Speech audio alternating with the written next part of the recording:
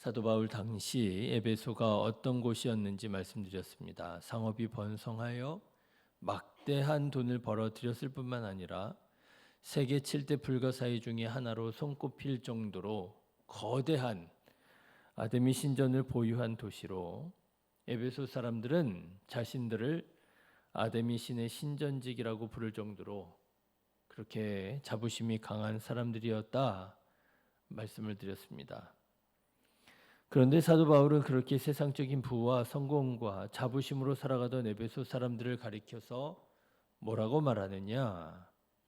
1절에 보니까 죄로 죽었던 너희라고 말합니다. 1절 말씀 보실까요?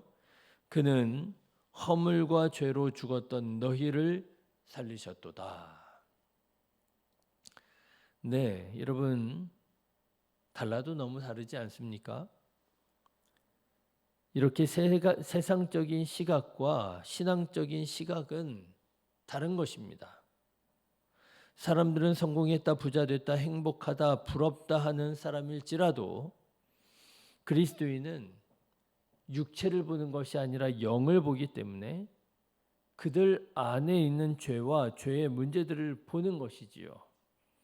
그래서 문제가 있구나, 상처가 있구나, 아픔이 있구나, 저들이 공허하구나, 그렇게 보게 된다라고 하는 거예요.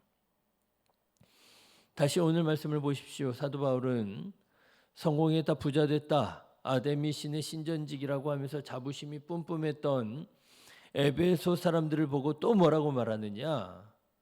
사탄의 유혹을 따라 살아가는 본질상 진노의 자녀라고 말합니다. 2절, 3절 말씀 보실까요? 그때 너희는 그 가운데서 행하여 이 세상 풍조를 따르고 공중의 권세 잡은 자를 따랐으니 곧 지금 불순종의 아들들 가운데에서 역사하는 영이라. 전에는 우리도 다 그 가운데에서 우리 육체의 욕심을 따라 지내며 육체와 마음에 원하는 것을 하여 다른 이들과 같이 본질상 진노의 자녀이었더니. 그렇죠. 본질상 진노의 자녀라고 하는 거예요. 여러분 이게 무슨 말이겠습니까? 에베소 사람들이요, 잘 사는 사람들이었습니다. 나름의 자부심이 대단한 사람들이었습니다. 그런데 사도 바울이 보니까 어때요? 하나도 안 부럽다는 것입니다. 오히려 안쓰럽다는 것이에요. 예, 진노의 자식이라고 하는 거고요. 사실은 죽은 자들과 같았더라고 하는 것이지요. 여러분, 우리에게도 이런 신앙적인 시각이 있게 되시기를 주님의 이름으로 축원합니다. 여러분, 믿음이 있는 사람은 이렇게 세상을 볼 때 다르게 볼 수 있어야 되는 것이지요.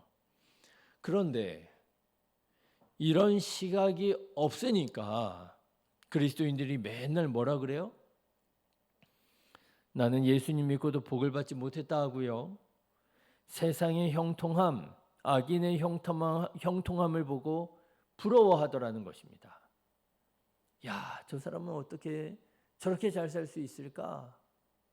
하나님을 믿지도 않는데 어떻게 저렇게 행복하게 살 수 있을까? 어휴, 부러워 죽겠다. 그렇죠? 나는 예수님을 믿는데 왜 이렇게 행복하지 않을까? 나는 예수님을 믿는데도 왜 이렇게 어려울까? 그게 왜 그런 거예요? 시각이 변하지 않아서 그런 겁니다. 관점이 달라지지 않아서 그런 거예요. 세상 사람과 똑같은 관점으로 바라보다 보니 이런 얘기, 이런 생각들을 하게 되더라고 하는 것이에요. 사랑하는 성도 여러분, 신앙적인 시각을 가지고 여러분 자신을 바라볼 뿐만 아니라 다른 사람의 영혼을 바라볼 수 있는 그런 저와 여러분 되시기를 주님의 이름으로 축원합니다. 자, 그러면 신앙적인 시각을 가지고 우리 자신을 바라보면 무엇이 보일까요? 바울은 하나님의 긍휼과 사랑과 구원을 보게 된다 이렇게 말합니다. 자, 여러분 4절과 5절의 말씀을 한번 보실까요? 긍휼이 풍성하신 하나님이 우리를 사랑하신 그 큰 사랑을 인하여 허물로 죽은 우리를 그리스도와 함께 살리셨다라고 하는 거예요. 뭐가 보인다고요? 긍휼이 풍성하신 하나님이 보이고요. 하나님의 그 크신 사랑이 보이고요. 그리고 허물로 죽은 본질상 진노의 자녀와 같았던 우리를 다시 살리신 하나님의 구원을 보게 되더라라고 하는 것입니다. 사실 이것은 대단히 이상한 일입니다. 우리 자신을 보면 누가 보여야 돼요? 우리 자신이 보여야 되잖아요. 그렇죠? 다른 사람을 보면 누가 보여야 돼요? 다른 사람이 보여야 되잖아요.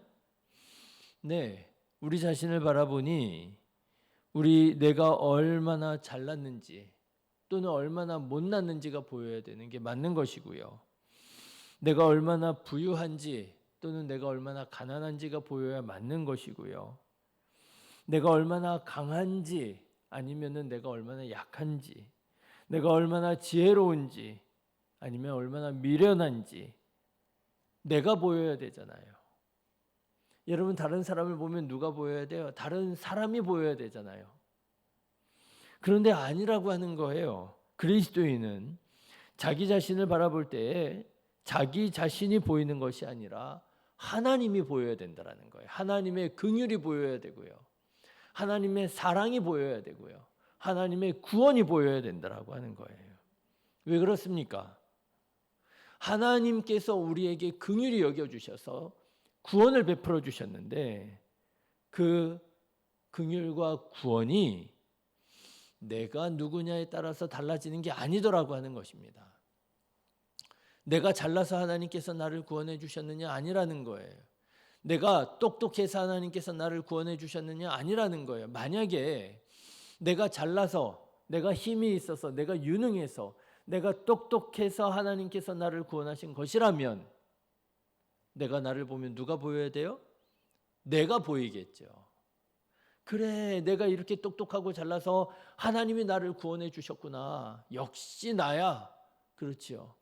내가 제일 잘 나가. 내가 보일 것입니다. 그런데 그게 아니라는 거예요. 성경이 무엇을 말하느냐? 우리가 잘나서 똑똑해서 유능해서 공적이 있어서 헌신해서 하나님께서 나를 구원해 주신 것이 아니라 하나님께서는 아무런 자격 없는 공로 없는 나를 은혜로 구원해 주셨다는 거예요. 거저 구원해 주셨다는 거예요. 하나님의 구원이 나에게 그저 주어진 선물과 같다는 거예요. 그러니 여러분, 그리스도인들이 우리 자신을 바라볼 때 누가 보이겠습니까? 하나님이 보이는 것이지요. 하나님의 긍휼로 구원받은 나, 하나님의 은혜로 구원받은 나. 믿으시기를 주님의 이름으로 축원합니다. 8절 말씀을 보십시오. 너희는 그 은혜에 의하여 믿음으로 말미암아 구원을 받았으니 이것은 너희에게서 난 것이 아니요 하나님의 선물이라. 그래서 사람들이요, 예수님을 믿기 이전과 믿은 이후의 삶이 달라지는 거예요. 예수님이 태어나시기 전을 주전이라고 하고 예수님이 태어나신 후를 주후라고 해서 우리가 역사를 구분하잖아요. 우리 개인의 삶도 마찬가지예요. 내가 정말 예수님을 주님이라고 고백하기 이전과 내가 정말 예수님께서 내 삶의 주님이라고 고백한 이후가 달라질 수밖에 없는 거예요. 예수님을 믿기 전에는 자꾸만 사람을 봤습니다. 예수님을 믿기 전에는 자꾸만 세상을 보았습니다. 그래서 율법을 강조했고, 그래서 행실을 따졌고, 그래서 자격을 논했고요. 그러나 예수님을 주님이라고 믿고 고백한 후에는 누가 보인다고요? 하나님이 보인다고요. 세상을 창조하신 하나님, 역사를 주관하시는 하나님이 보이고요. 죄로 인해 죽을 수밖에 없었던 나를 긍휼히 여기사 구원해 주신 하나님의 은혜가 보여서요. 자꾸만 누구를 얘기하게 돼요? 하나님을 얘기하게 되는 거예요. 예수님을 얘기하게 되는 거예요. 그래서 우리가 그리스도인이라고 하는 이름을 얻게 된 거 아닙니까? 예수쟁이라고 하는 이름을 얻게 된 거 아니에요? 저 사람들은 입만 열면 예수라고 하는 사람에 대해서 얘기한다고. 왜요? 내가 나 자신을 바라보니까 자꾸만 누가 보여져요? 내가 아니라 예수님이 보여지는 거예요. 예수님의 십자가 사랑이 보여지는 거예요. 그러니까 예수님을 말하지 않을 수가 없는 거죠. 여러분은 오늘 어떤 시각을 가지고 무엇을 바라보며 살아가고 있습니까? 혹시 여전히 사람만 바라보고 계시지는 않습니까? 내가 누군 줄 아냐고. 내가 왕년에 이런 사람이었는데 너는 누구냐고. 너는 자격이 없지 않느냐고. 너는 무능하지 않냐고. 너는 이런 것도 하지 않느냐고. 사람만 보고 있지 않습니까? 하나님이 보여지시기를 주님의 이름으로 축원합니다. 나 자신을 돌아보니 자꾸만 하나님이 보여져요. 나 같은 사람을 구원해 주신 하나님의 은혜를 깨닫게 돼요. 저 사람을 바라보는데도 똑같아요. 저 사람을 바라보는데도 누가 보여져요? 하나님이 보여져요. 하나님께서 저 사람을 부르신 이유가 여기에 있구나. 하나님께서 저 사람과 나를 만나게 하신 이유가 여기에 있구나. 사람을 보는데요, 자꾸만 하나님이 보여지는 거예요. 자, 그런데 여러분, 우리가 이렇게 사람이 아니라 그 사람을 통해서 일하시고 은혜 베푸시는 하나님이 보여질 때에 우리 안에서 한 가지 놀랍고 귀한 일이 일어나게 된다. 사도 바울은 말합니다. 이게 무슨 일이냐? 교회가 세워지는 일이에요. 그렇구나. 하나님께서 내 안에서 이렇게 일하시는구나. 내 안에서 자꾸만 하나님을 보게 됩니다. 은혜가 되고 감사가 되는 거예요. 그런데 또 하나님이 보여지는 거예요. 저 사람을 바라보니까 하나님께서 저 사람 안에서 저렇게 역사하시는구나.